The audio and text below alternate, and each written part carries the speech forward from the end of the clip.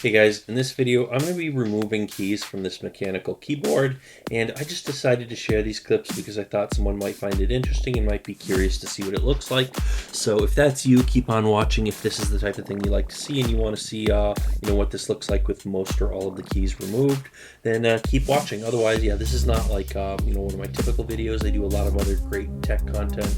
By the way, you might want to hit that subscribe button. We do more interesting stuff like coding, hardware, software, servers, Linux, Windows, Mac OS, all that, basically anything tech related, 3D printing, Raspberry Pis, all sorts of great stuff. So you might want to subscribe so you don't miss out on that stuff. But this is kind of like a one-off video, just kind of showing you some stuff I wanted to share. I figured someone might get something out of watching this. So yeah, there you go, all the keys I removed from this keyboard. And I actually recorded this footage I think a couple years ago, and it was to troubleshoot some kind of issue.